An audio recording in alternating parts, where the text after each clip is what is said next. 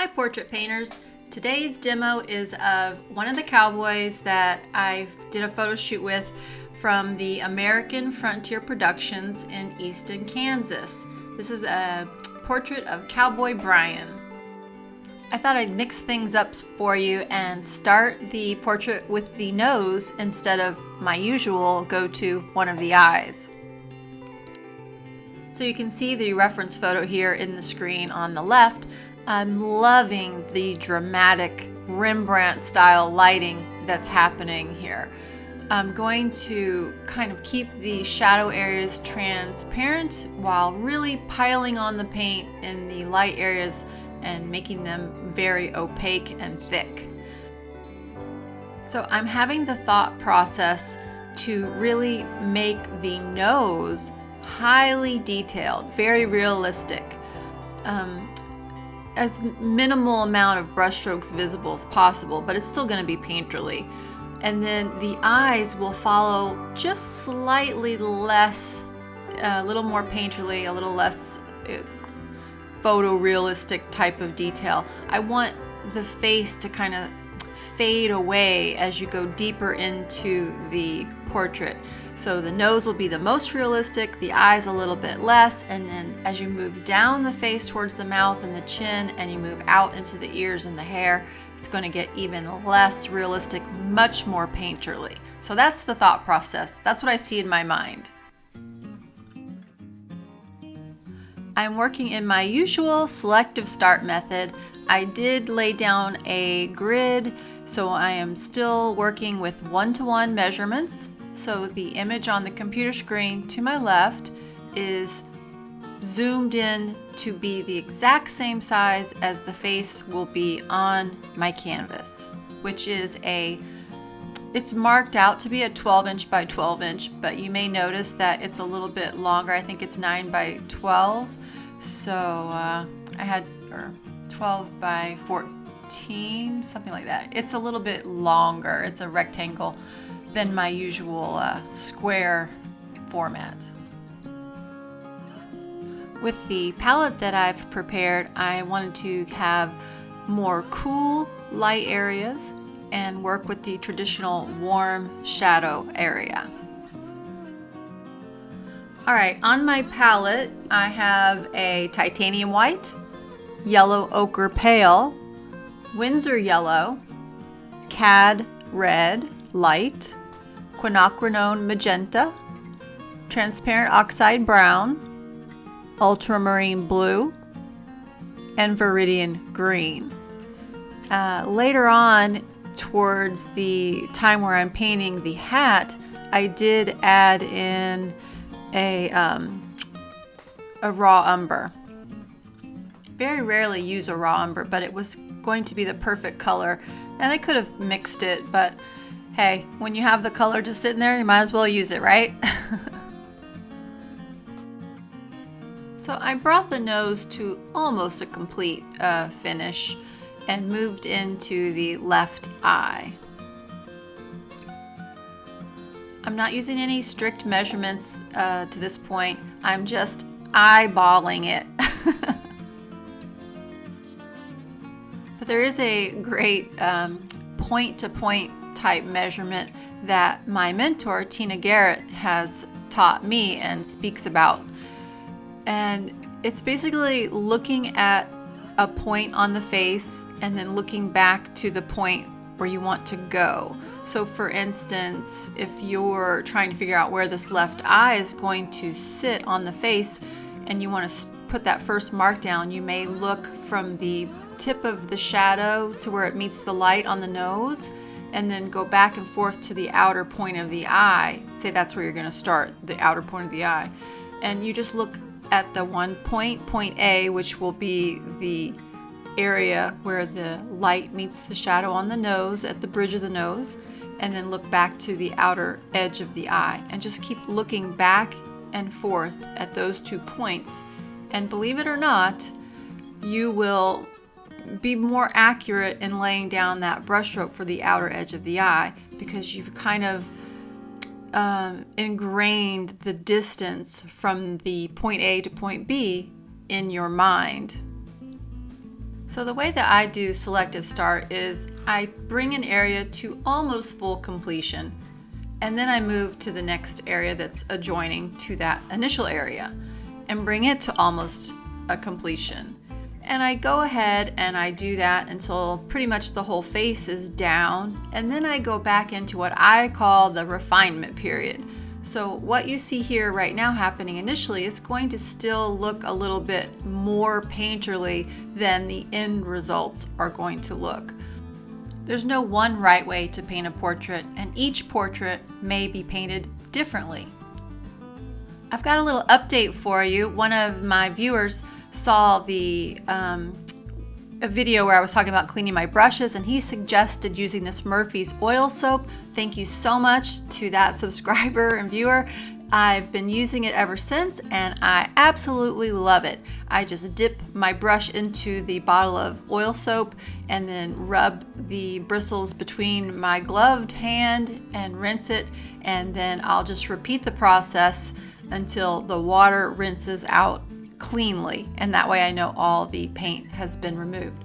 But I gotta say, even when I've been a bad brush mama and left them overnight and they have dried hard, this Murphy's oil soap does really get dried oil paint out of my brushes, and it saves the bristles. It keeps them really nice and happy. I'm so glad to be using it. Thank you, Jeremy Morse, for that awesome tip.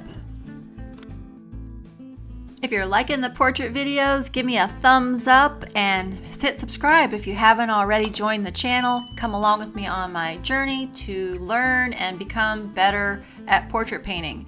And something that I think is really interesting is, even if you're not planning or wanting to be a portrait painter, learning how to paint portraits will really train you to be able to paint anything at all you want, any object, any landscape, any type situation, lighting. I mean, it really does prepare you to tackle anything that you want, any subject.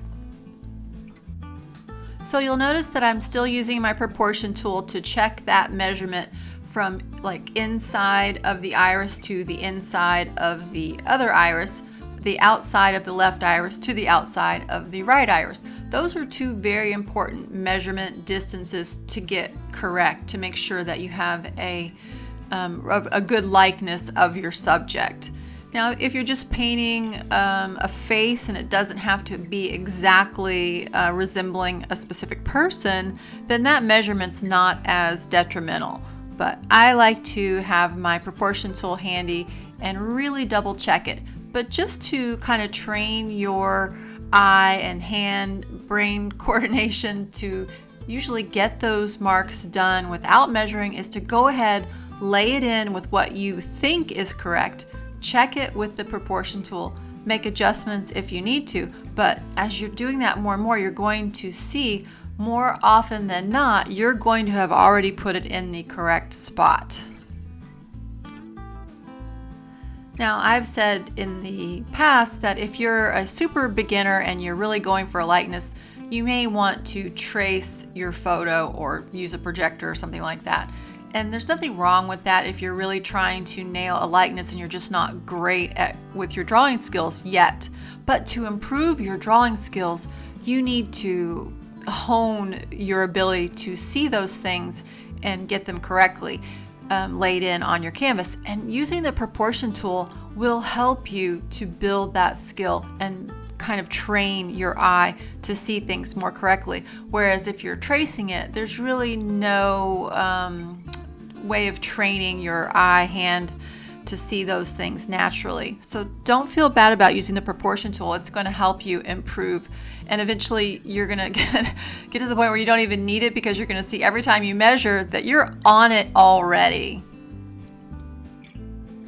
So excuse the lighting on the video. It's looking very cool compared to the reference image, which I don't necessarily go by anyway, but the actual painting in the end is much warmer than what you see here. The lights in this video look almost gray to me, but they are definitely a little bit warmer, but still cool. Now we've got a couple eyes down, and you can see that I've not painted anything too harshly. There's not a very distinct hard lash line. There's not one hard distinct line outlining the iris or the pupil. I want you to understand that when you're painting eyes, even to have a realistic looking eye, you still don't want to have just hard drawn lines like that. It's never going to look real. It's just going to look tight and not as interesting as if you break those lines up with some interesting marks. And you can get it down if you need to put that hard line down initially to make sure that it looks like it's in the correct place, that the anatomy is drawn correctly, then that's fine. Put that hard line down, but then go back in and mess it up. That's going to give you a much more interesting looking portrait, but still keeping the realistic level that you want. Now, as you're doing your portrait, the level of realism that you like, that's your own personal taste, and you can always bring a portrait's realism up to whatever level you want. It can stay as painterly as you want, or you can continue to work it and make it even more photorealistic. Just depends on your taste. Another thing to think about when you're deciding what areas of the face to really hit hard with the realism is, what do you want to be the focal point in your face? Do you want it to be one of the eyes? Do you want it to be the mouth, the nose? What is it?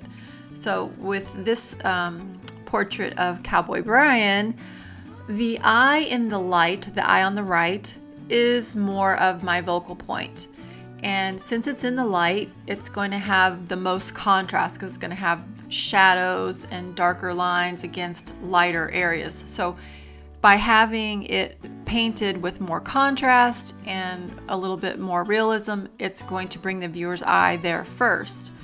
And then the viewer will move around through the face. So as you move across towards the left eye, it doesn't have to be painted with as much contrast or as much realism. It can be a little looser because it's in the shadow and it's not the focal point.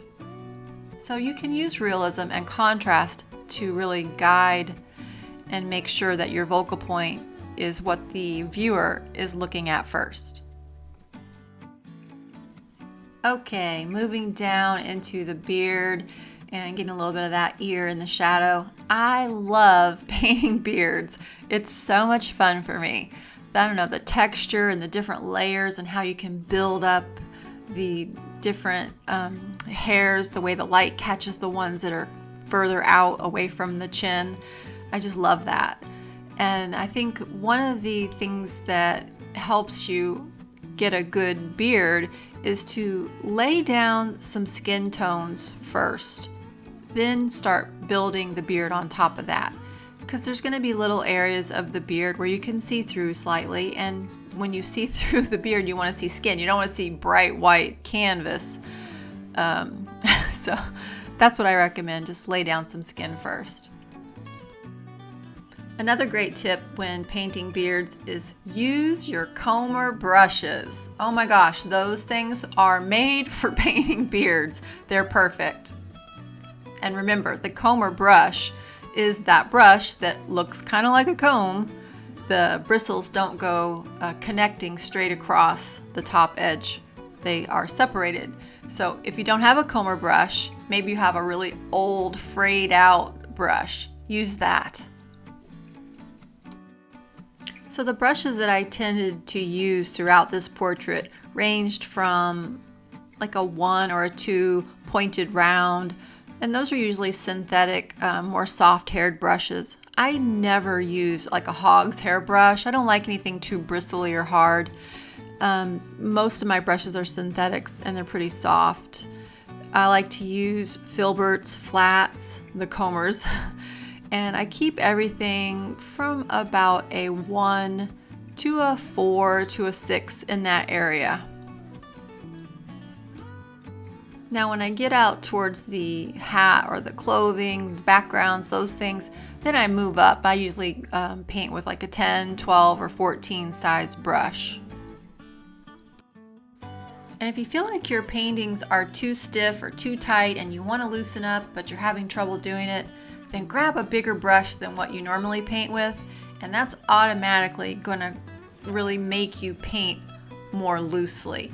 And it's a great way to start, so you can always go back in and tighten it up afterwards if you feel like you need to. You may not want to. So two of my favorite brushes, the one I'm using right now, is by Rosemary & Company. It's a number 2 evergreen long filbert. I use this brush a lot and it's one of my favorites right now.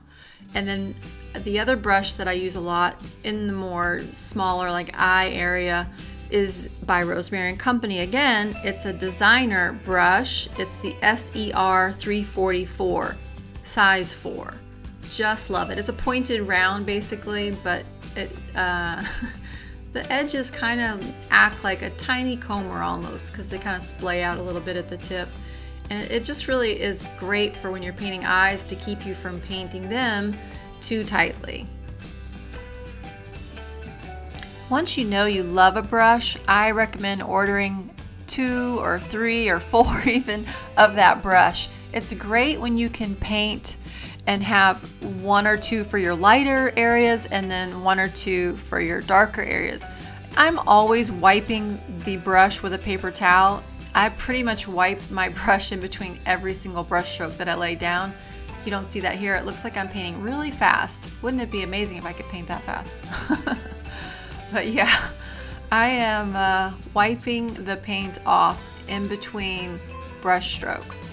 So before I dip into my palette, I'm taking most of the paint out of the brush so that I don't contaminate the pile on the palette.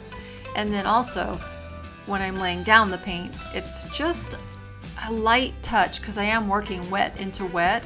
So you want to kind of hit the canvas almost parallel and kind of just lay down a little bit of paint and leave it alone, and then come back with another brush stroke, either slightly overlapping that last brush stroke, or it can lay down beside of it.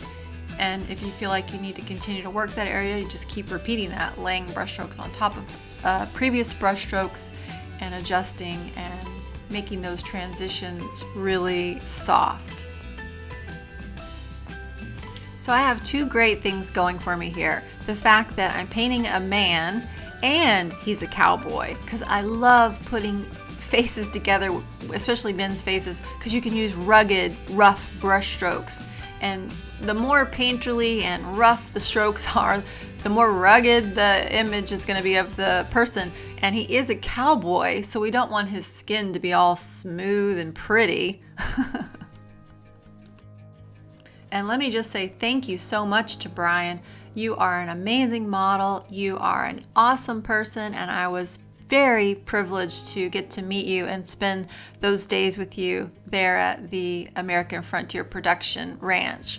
You guys are awesome. I can't wait to paint more of the reference material that I gathered. I was there for 3-4 days, and I have so many paintings that I want to do. I can't paint fast enough to get them in front of you guys. I'm so excited to show them to you all. So with the beard, I laid in some of the flesh tones, and then I put the darker hairs in first, and then I'm going to put the lighter hairs on top of that. So you're just kind of building up the layers that make the beard shape. And any areas that are more wispy, you want to make sure that you put down the skin, or if it's overlapping onto some of the clothing, you want to have that down, and then paint those wispy hairs on top with the lighter hair color that you're using for the lighter parts of the beard. So when you're painting from a reference photo, you want to notice that you can change things. You don't have to copy the photo. You're not a photocopier. And So it's important to, maybe if you have Photoshop or something, you pull up the reference material in an editing software. You may want to lighten the shadow areas a little bit, because usually photographs provide you with darker shadows than what would be happening in reality. And also the opposite happens in the lights. The lights are usually much brighter than what would be happening in reality. So you can always tone down or darken the highlight or the light areas, lift up or lighten the shadow areas. And then when you're painting, like there's a lot of lighter colors in his scarf and shirt areas. I'm not going to paint those as light as that. I'm going to darken those down because I really don't want to take away any attention from that face. And remember, the focal point is the eye on the right side. So we want to keep everything pretty mid-tone to dark that is away from that focal point area. In filming this, I was trying to make sure that I had a good view of the canvas and it wasn't too off to the side, because then it kind of warps the look and the feeling of the image on the canvas. But then my big head kept getting in the way of my palette. So sorry about that. I'll try to work on that in the upcoming videos. I know you guys like to see the palette as I am painting. So now you can see what I was talking about. This is a Centurion oil primed linen board, and it is 12 by 16. So I just went ahead and marked out the 12 by 12 square area that I like to paint my portraits on. And eventually, after it dries, I'll just cut that bottom white part out. So it's just the 12 by 12 left. I'm loving all you guys' comments. Please leave me questions. If you have any questions, I'd love to answer them. Let me know what you're thinking of the videos. Let me know if you have any video ideas, anything you want me to talk about or teach you. And thanks. I appreciate you guys for subscribing and sticking around. It's been a year and a half that I started the channel, and I'm loving doing it. I've managed to get you guys a new video out every week on Saturday mornings, Eastern Standard Time. And I just really appreciate you guys being here so much. Thank you. Here's a look at the final portrait, Cowboy Brian.